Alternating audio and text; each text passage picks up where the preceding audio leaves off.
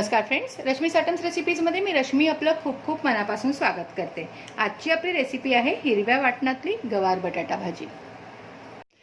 हिरव्या वाटणातली गवार तयार करतोय, त्यासाठी मी 1/2 किलो गवार घेतली आहे। गवार मोठी होती म्हणून एका गवारीचे मी 2 तुकडे केलेत।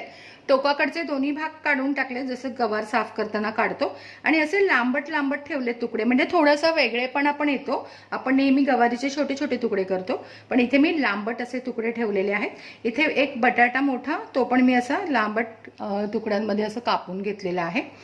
तर ही गवार आणि बटाटा तयार झाला, स्वच्छ धुवून वगैरे घेतलेला आहे मी। आणि आता याच्यामध्ये पाणी न घालता आपण कुकरमध्ये शिजवून घ्यायचं आहे। कुकरला आपण वरण भाताचा डाळ भात त्याचा डबा लावतो, त्यामध्येच हा एक डबा ठेवून द्यायचा, पण याच्यामध्ये पाणी न घालता। ह्या भांड्यात आपण पाणी घालणार नाही। आणि याच्या करायच्या आहेत 2 ते 3 शिट्ट्या।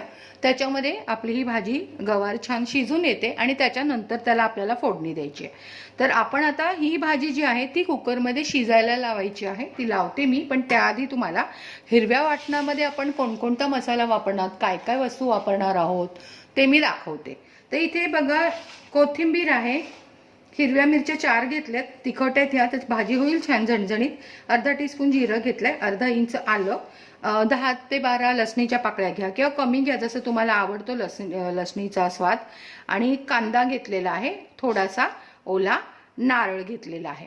तर हे साहित्य जे आहे आपल्याला मिक्सरला छान बारीक करून घ्यायचं आहे।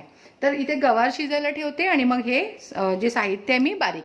फ्रेंड्स, 3 शिट्ट्यांमध्ये पाणी न घालता आपली गवार पण छान शिजलेली आहे, बघू शकता, आणि बटाटा पण छान तयार झालेला आहे। इथे आपलं हिरवं वाटण सुद्धा तयार आहे। तर चला फोडणीची तयारी करूया। कढई तापली आहे, आपण घालूया तेल। 2 टेबलस्पून इतकं तेल घ्यायचं आहे। त्यामध्ये घालायचं आहे कढीपत्ता,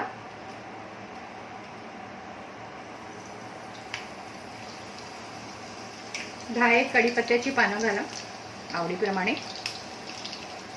हिंग घाला 1/2 टीस्पून इतपर्यंत, मी हाताने दाखवलंय, पण 1/2 टीस्पून इतकं हिंग याच्यामध्ये घालायचं आहे।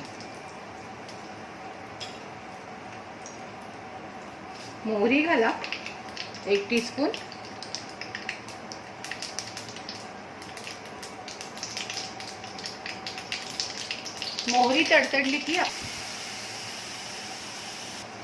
मोहरी तडतडल्यानंतर मी हे वाटण घातलेलं आहे। मोहरी तडतडली की लगेच वाटण घालायचं, कोणत्याही प्रकारचं असू दे, म्हणजे काय होतं की मोहरी तेलात जास्त करपून काळी पडत नाही। आणि आता ह्याला चांगलं 5-7 मिनिटं खरपूस परतून घ्यायचंय, म्हणजे वाटणाचा जो कच्चा वास असतो ना तो निघून जातो।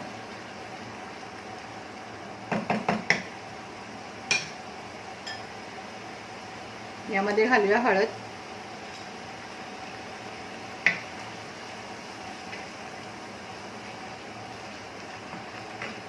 आणि आता घालूया चवीपुरतं मीठ।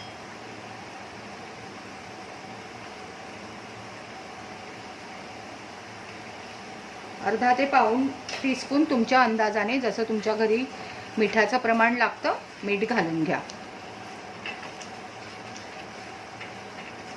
रंग बघा किती सुरेख आलेला आहे। आधीचा हिरवा रंग फिक्कट वाटत होता, पण जेव्हा आपण हळद घालतो त्यामुळे काय होतं, पदार्थाचा रंग उठून दिसायला मदत होते। तुम्ही वेगवेगळे मसाले घालून भाजी तयार करा आणि हळद घालू नका। बघा, भाजीचा रंग इतका फिक्कट डल वाटतो, पण जराशी हळद पडली की छान रंग येतो।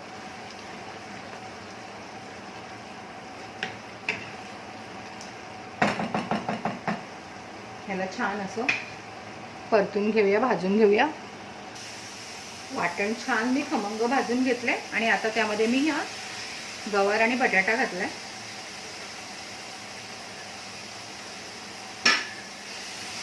छान मिक्स करून घेऊ आपण।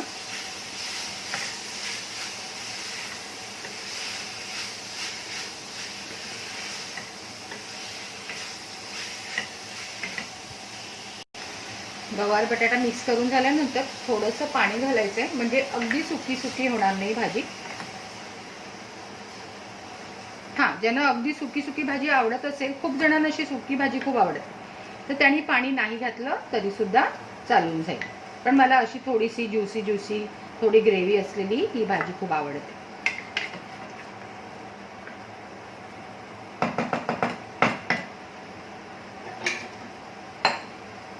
ह्याला थोडंसं असं बुडबुडं यायला देऊया. म्हणजे आपले बटाटे पण शिजलेले आहेत आणि गवार पण आपली शिजलेलीच आहे. तर त्याच्यामध्ये छान मसाले मुरण्यासाठी 5 मिनिटं थोडंसं असं ह्यांना याच्यामध्ये मसाल्यामध्ये शिजू द्यायचं आहे. फ्रेंड्स, आपली भाजी तयार झालेली आहे. बघू शकता मस्त रंग आलेला आहे आणि ही चवीला पण खूप छान लागते. गरम गरम चपाती बरोबर खायला खूप मजा येते. गॅस बंद करूया. फ्रेंड्स, हिरव्या वाटणातली गवार बटाटा भाजी तयार आहे. माझी रेसिपी आपल्याला आवडली असेल तर प्लीज लाईक करा, शेअर करा आणि माझे चॅनल सबस्क्राईब करा.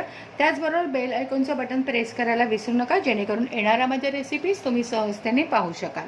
फ्रेंड्स, खूप जण माझ्या रेसिपीज बघून घरी रेसिपी तयार करतात आणि मला तसं कळवतही आहेत. तर प्लीज जे लोक पण माझ्या रेसिपी बघून छान रेसिपी तयार करतायत, तुम्ही कमेंट बॉक्समध्ये मला कमेंट देता. पण त्याचबरोबर कमेंट बॉक्समध्ये मी माझा ईमेल ID देत असते आता.